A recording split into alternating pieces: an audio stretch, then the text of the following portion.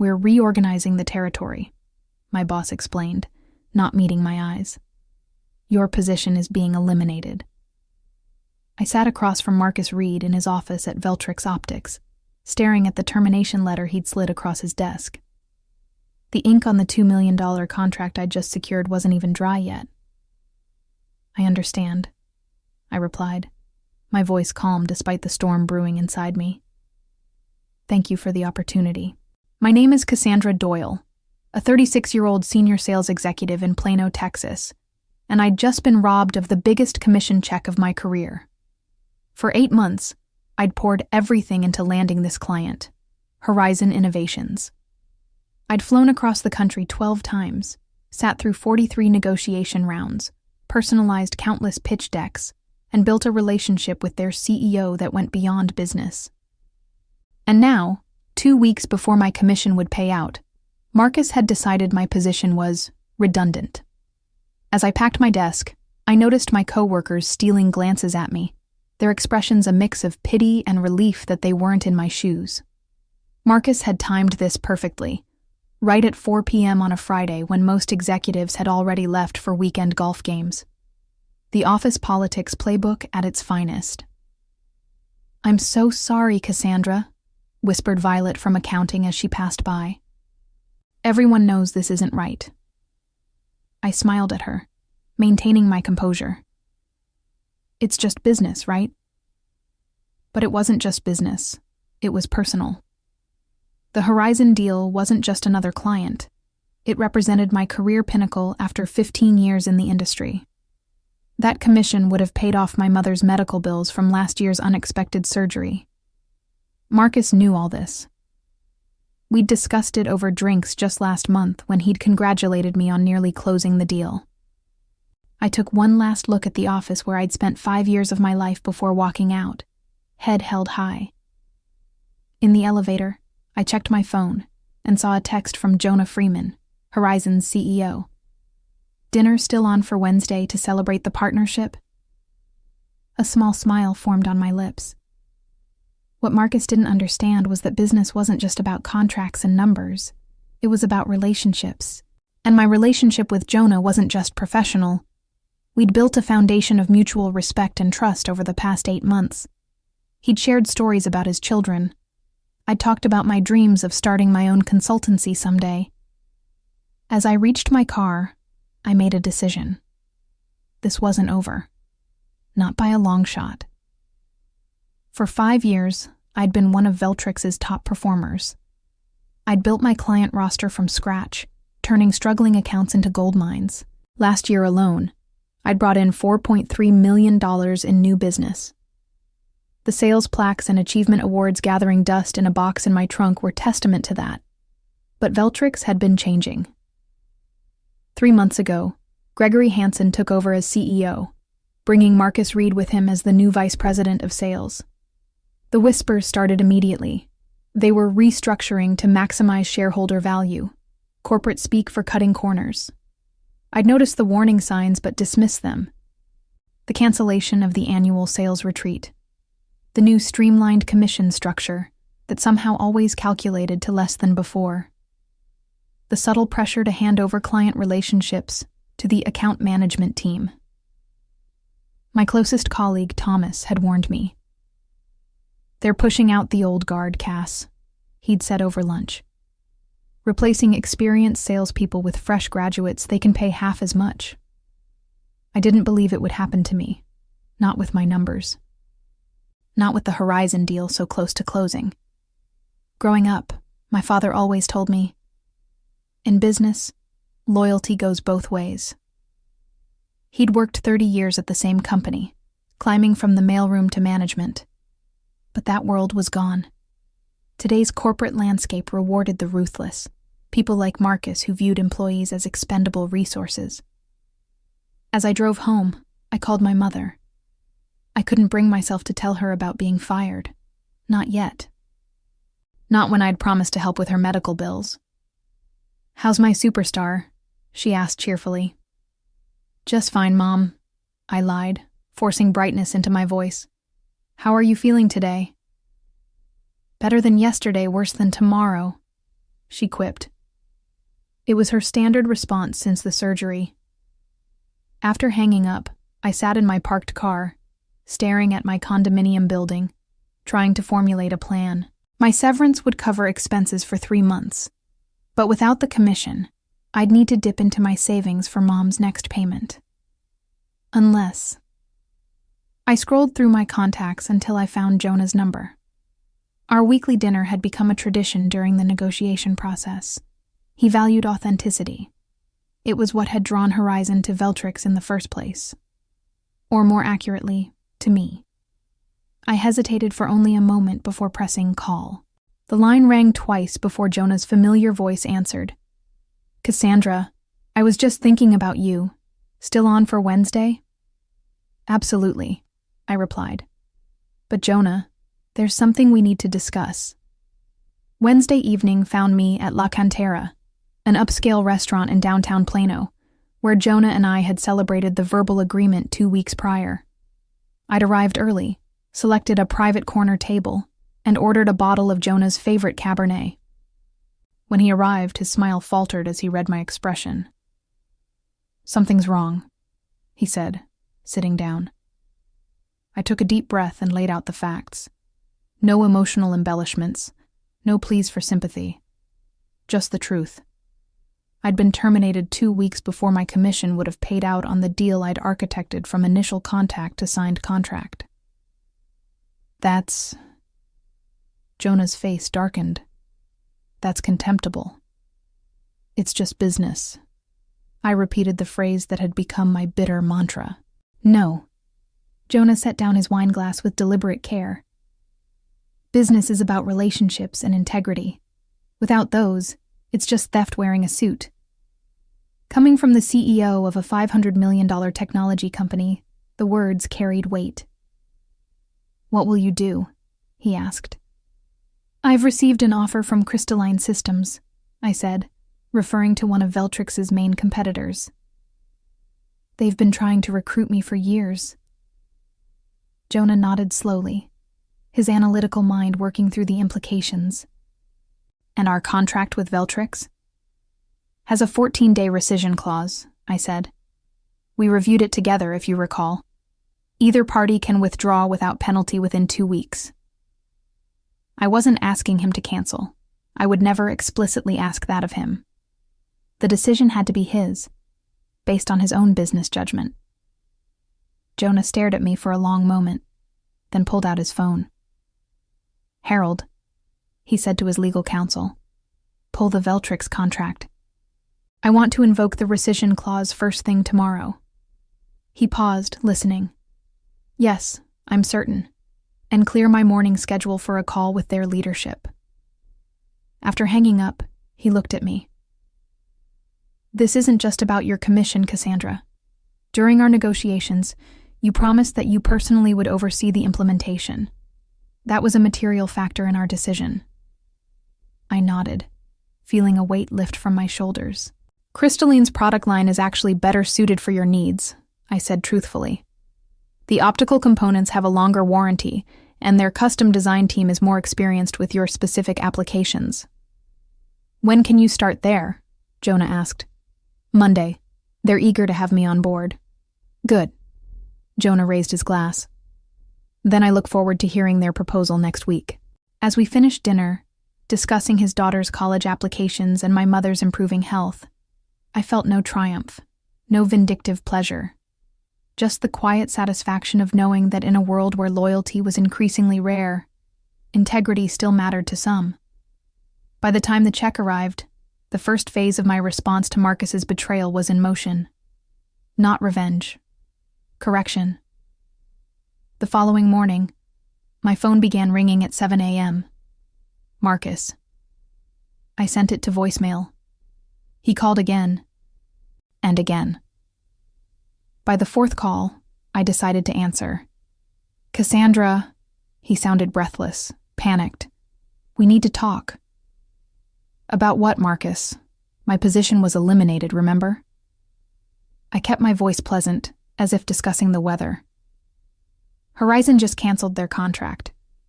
Jonah Freeman personally called Gregory and pulled out of the deal. His voice tightened. Did you have anything to do with this? How could I? I don't work for Veltrix anymore. Listen. His tone shifted to conciliatory. There's been a misunderstanding. We want to bring you back. Same position, better compensation package. The territory reorganization has been postponed. I almost laughed at the transparency of it. That's a generous offer, Marcus, but I've already accepted a position with Crystalline Systems. I start Monday. The silence on the other end was deafening. Crystalline, you can't do that. Your non-compete doesn't apply when I've been terminated without cause. I finished for him. Page 4, paragraph 3 of my employment contract. I reviewed it with my attorney yesterday. Another long pause. What did you tell Freeman? The truth, that I was terminated shortly after securing his business. Damn it, Cassandra. The mask of professionalism slipped. Do you have any idea what you've done? The board is going ballistic. This was a cornerstone deal for the quarter. It sounds stressful, I said, feeling a strange sense of calm. I should let you go so you can handle that situation. Best of luck, Marcus. As I ended the call, I received a text from Violet. Office is chaos.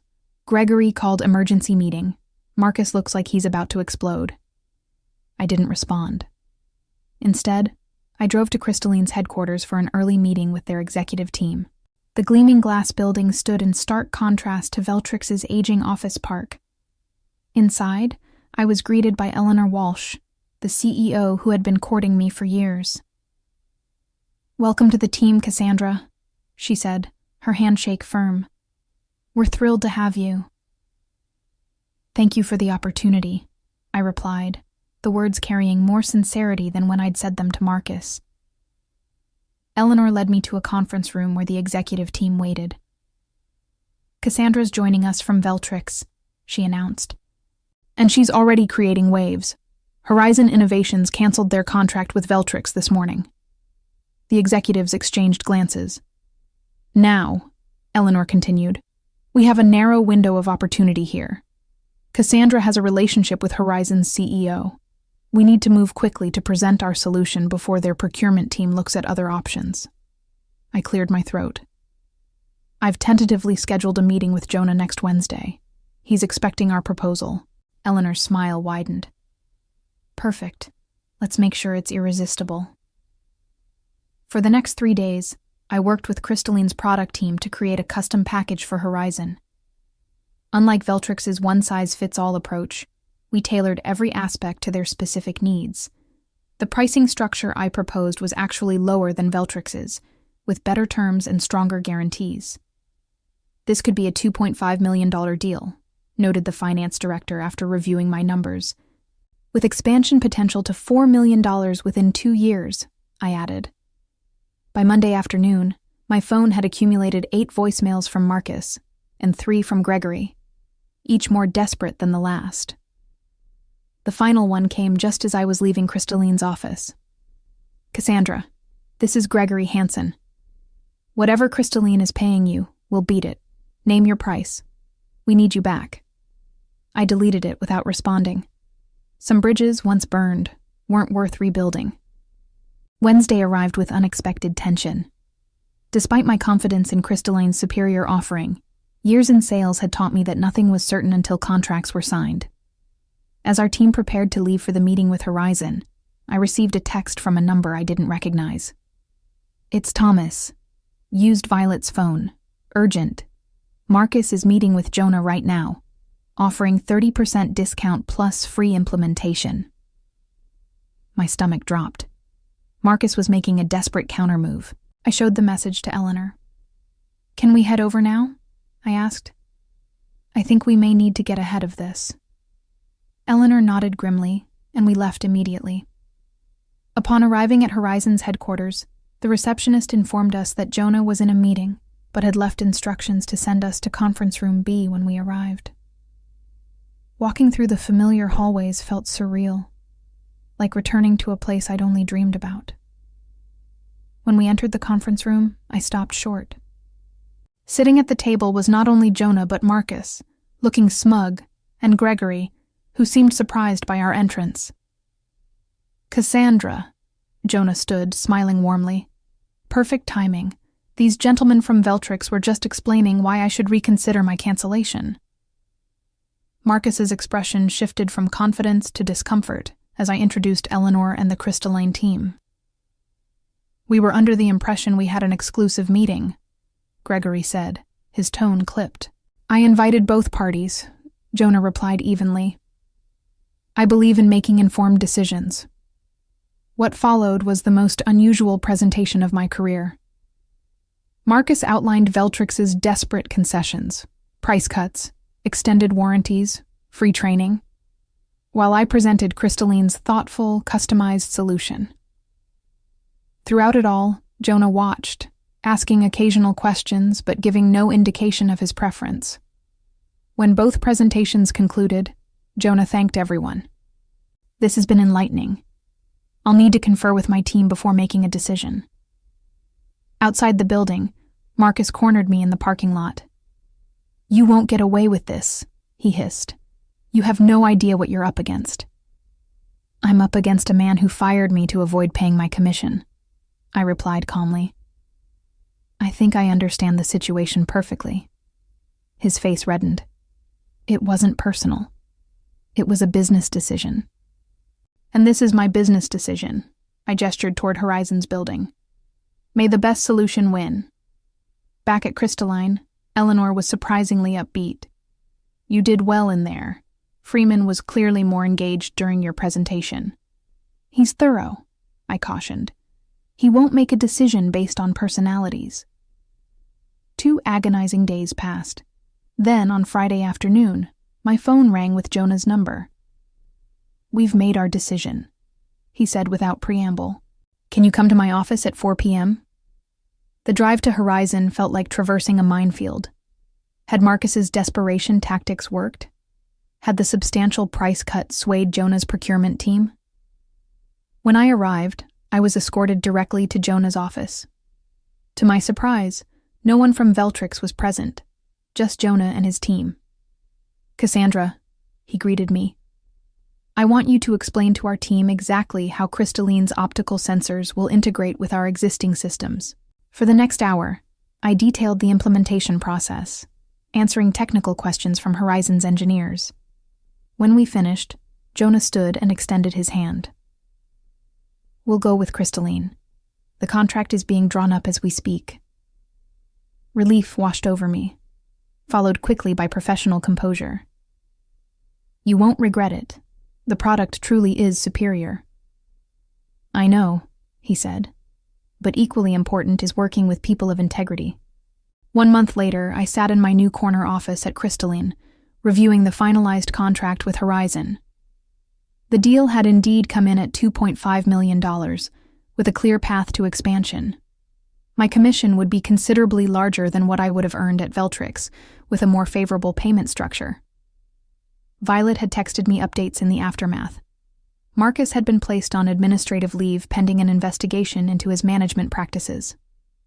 3 other sales executives had resigned in solidarity with my situation. Veltrix's stock had dropped 11% following the loss of the Horizon deal and subsequent departures. But the most satisfying development came that morning in the form of an email from Harold, Horizon's legal counsel. He'd forwarded me an internal message from Jonah to his executive team.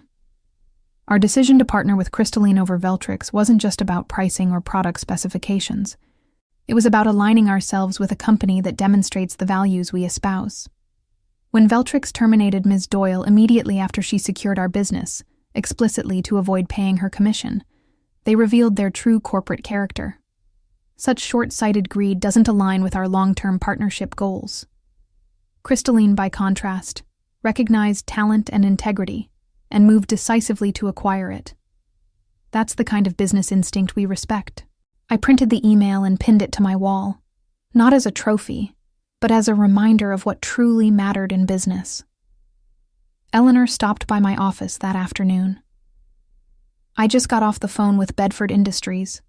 Apparently, their procurement officer heard about how we acquired the Horizon contract and wants to discuss moving their business to us. I raised an eyebrow. Bedford. They've been with Veltrix for years. 7 years, she confirmed, worth about $1.8 million annually. They're concerned about stability and leadership over there. Word was spreading. What Marcus had done to me wasn't just an isolated incident of corporate callousness. It was becoming a cautionary tale in our industry. That evening, as I was preparing to leave, my assistant forwarded a voicemail from Gregory Hansen. "Cassandra, this is Gregory. I want you to know that Marcus Reed no longer works at Veltrix. His actions were not authorized by me or the board. We'd still like to discuss your potential return. Please call me." I deleted the message without a second thought. My new office had a view of the downtown skyline. My team was skilled and motivated. My compensation package included equity in a growing company that valued relationships over quarterly numbers. More importantly, I'd received a call from my mother's doctor that morning. The latest tests showed significant improvement. With my new financial situation, I'd been able to move her to a better specialist, one not covered by her insurance. As I drove home, I reflected on the past 5 weeks. I hadn't sought revenge when Marcus betrayed me. I'd simply ensured that consequences found him through his own actions. I hadn't torn down Veltrix. They'd undermined themselves by prioritizing short-term gains over sustainable relationships. My phone buzzed with a text from Jonah. "Implementation team says everything's ahead of schedule. Dinner next week to celebrate?"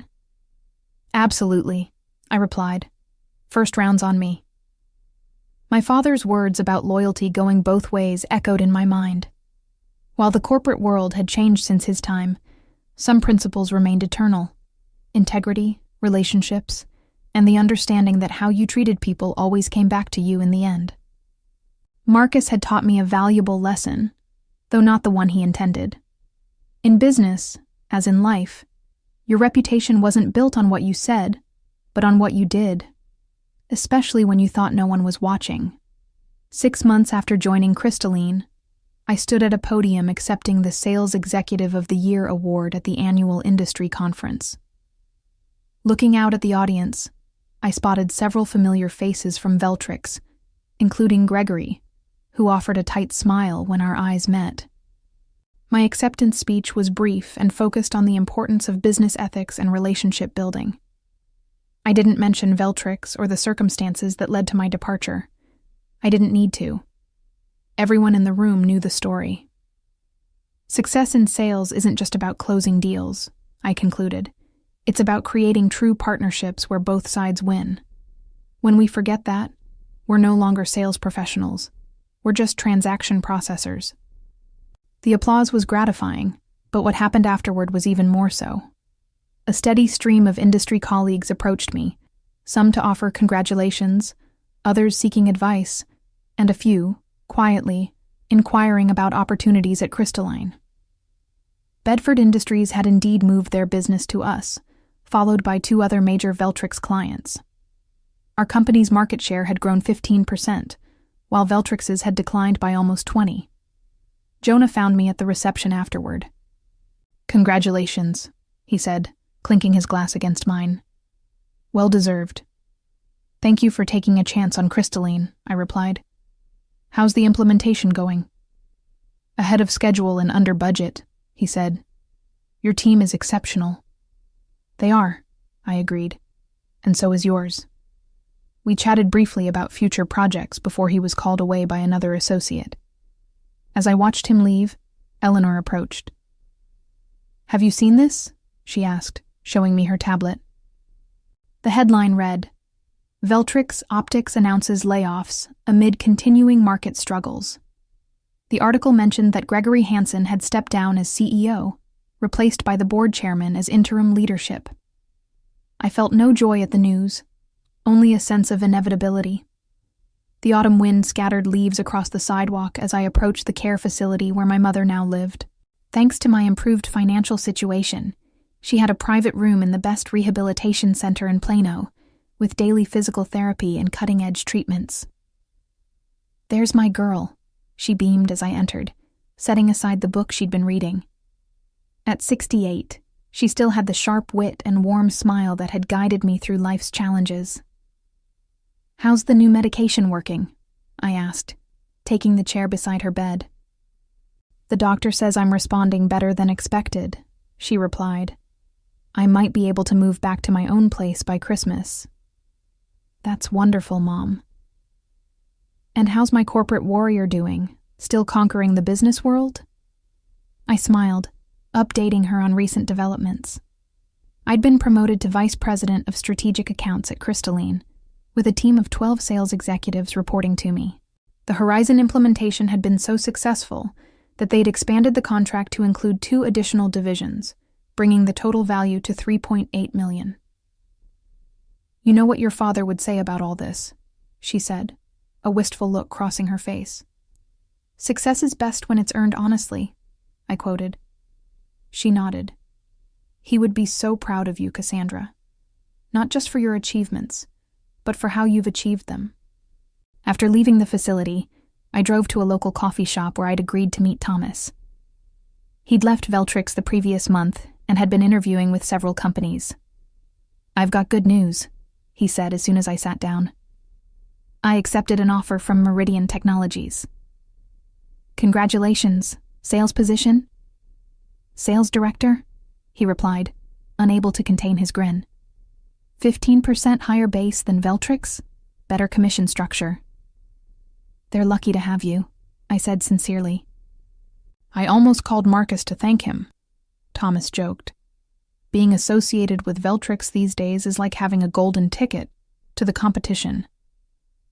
As I built my new team and career at Crystalline, I occasionally thought about Marcus and the lesson he had inadvertently taught me. In the end, how we treat others determines not just their fate, but our own. My revenge wasn't in destroying him. It was in succeeding despite his attempt to devalue my contribution. The greatest vindication wasn't watching his downfall, but creating my own ascent.